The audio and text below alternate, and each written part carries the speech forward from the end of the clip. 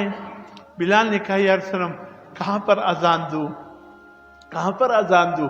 حضور نے فرمایا بلال آج اللہ نے تجھے بھی سر بلند کر دیا، ہمیں بھی سر بلند کر دیا، بیت اللہ کی چھت پر کھڑے ہو کر ملتزم شریف کی طرف سے اذان دینا شروع کر دو۔ بعینی ہی وہ دروازے کے اوپر آپ کھڑے ہو گئے، اللہ اکبر کی صدائیں بلند کرنے لگے۔ بہت سے کفار تو ابھی بھی دیکھ رہے تھے یہ منظر، اور دیکھ کر ایسے افسوس کرنے لگ گئے، کچھ نہیں کر سکتے تھے، مسلمان غالب آ گئے تھے۔ ایک دوسرے کو دیکھ کر کہنے لگے شکر ہے ہمارے باپ مر گئے ہیں، شکر ہے ہمارے دادا مر گئے ہیں۔ انہوں نے یہ منظر نہیں دیکھا کہ ایک سیاہ فام حبشی غلام آج بیت اللہ کی چھت پر کھڑے ہو کر اذان دے رہے۔ آج ہم اپنے آنکھوں سے یہ ذلت کا مقام دیکھ رہے ہیں، یہ ذلت دیکھ رہے ہیں، ایک سیاہ فام حبشی بیت اللہ کی چھت پر کھڑے ہو کر اذان دے رہا ہے۔ حضور صلی اللہ علیہ وسلم تک اللہ نے بات پہنچا دی۔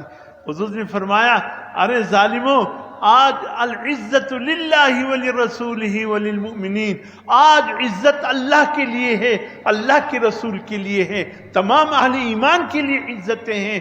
آج جو بلال کو اللہ نے عزت دی ہے، تم سب مکے کے سردار روسا اور سب مل کر بھی اس عزت کی ذرے کو بھی نہیں پا سکتے جو مقام اللہ نے بلال کو عطا فرمایا۔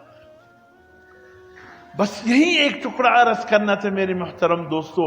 اللہ رب العزت نے جو عزتیں رکھی ہے یہ دنیا میں نہیں ہے، دنیا کے مال و متاع میں نہیں ہے، دنیا کی سرداری اور نوابی میں نہیں ہے، دنیا کی چودراہٹ اور خانی میں نہیں ہے، دنیا کے مال و دولت میں نہیں ہے۔ اگر یہ عزت ہے، یہ عزتیں ان لوگوں کے لیے ہیں جو اللہ اور اس کے رسول سے ڈرنے والے ہیں اور انہی صفات سے متصف ہے۔ اللہ نے حضرت بلال سیاہ فام حبشے کا رہنے والا، اس کو آج کیا مقام عطا فرمایا کہ آج پہلی اذان جو بیت اللہ شریف کی افتتاح کی بات دی گئی، حضرت بلال نے بیت اللہ شریف کی چھت کے اوپر کھڑے ہو کر اذان دی تھی۔